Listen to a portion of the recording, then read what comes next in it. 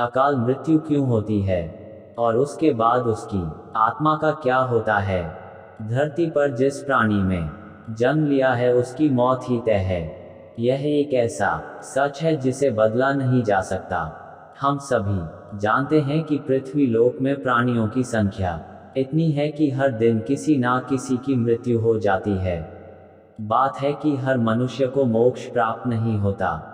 इनमें से कुछ ऐसे भी होते हैं जिनकी आत्मा सदियों तक पृथ्वी लोक में ही रह जाती है। इसका कारण है उनकी अकाल मृत्यु हो जाती है। आपने कई बार देखा होगा कि आए दिन लोग सड़क दुर्घटना या फिर किसी आपदा का शिकार हो जाते हैं और अपनी जान गंवा बैठे हैं। ऐसी मौतों को धर्मशास्त्रों में अकाल मृत्यु कहा गया है। अकाल मृत्यु वह स्थिति है जब शरीर को नष्ट हो जाता लेकिन आत्मा संसार में ही बनी रह जाती है। लेकिन सवाल यह उठता है कि आखिर ऐसा क्यों होता है। अकाल मृत्यु के पीछे क्या कारण होता है और उसके बाद आत्मा का क्या होता है। नमस्कार दोस्तों, एक बार फिर से हम हाजिर हैं आपके लिए एक रोचक विषय लेकर। देर ना करते हुए चलिए आज के पोस्ट की शुरुआत करते हैं और जानते हैं अकाल मृत्यु बारे में सच्ची बातें। अकाल मृत्यु क्यों होती है। दर्शकों, साधारण मृत्यु के बारे में तो हम सभी जानते हैं और समझते हैं, लेकिन अकाल मृत्यु का विषय ऐसा जिसे इसके बारे में कई बातें कही जाती हैं।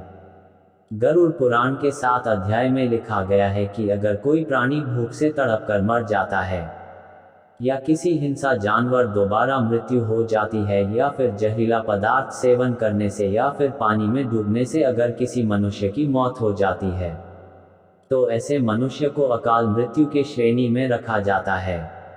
अकाल मृत्यु कैसे होती है। दोस्तों, अकाल मृत्यु किसी कारण से हो सकती है, फिर चाहे वह किसी रोग के कारण हो यह दुर्घटना के कारण। ऐसे में मनुष्य अक्सर यही सोचता है को काश ये उनके साथ नहीं हुआ होता तो शायद इसकी मृत्यु नहीं होती। गरुड़ पुराण में विष्णु जी के वाहन गरुड़ राज ने श्री हरि से यह प्रश्न पूछा था कि जब वेदों में मनुष्य की उम्र 100 साल निश्चित की गई है तो उनकी अकाल मृत्यु क्यों हो जाती। अकाल मृत्यु के बाद आत्मा का क्या होता है।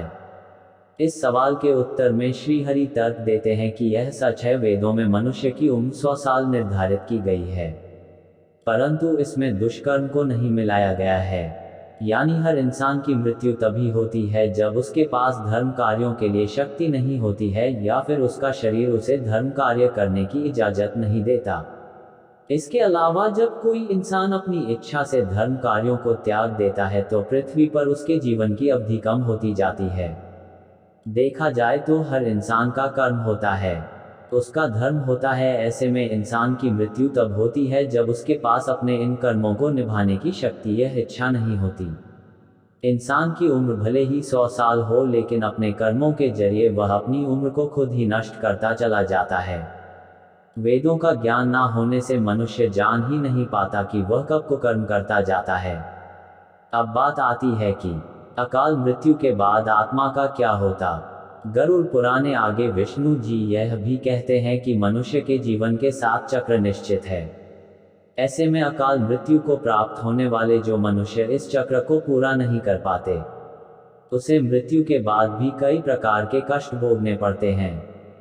दरअसल अचानक ही मृत्यु होने की वजह से मनुष्य की इच्छा कामना कभी पूरी नहीं हो पाती। ऐसे में शरीर तो नष्ट हो जाता है लेकिन आत्मा का मुंह नहीं छोड़ता। इस स्थिति में अकाल मृत्यु वाली आत्माएं अपने परिजनों यह जीवित लोगों को भ्रष्ट पहुंचती है और अपनी मनोकामनाएं पूरी करने का भी प्रयास करती है।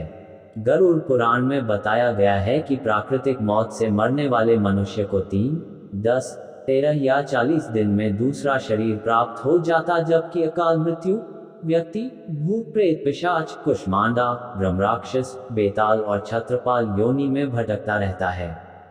उनकी आत्मा को आसानी से शांति नहीं मिलती। आपको बता दें कि अकाल मृत्यु में आत्महत्या को सबसे निचले दर्जे पर रखा जाता है।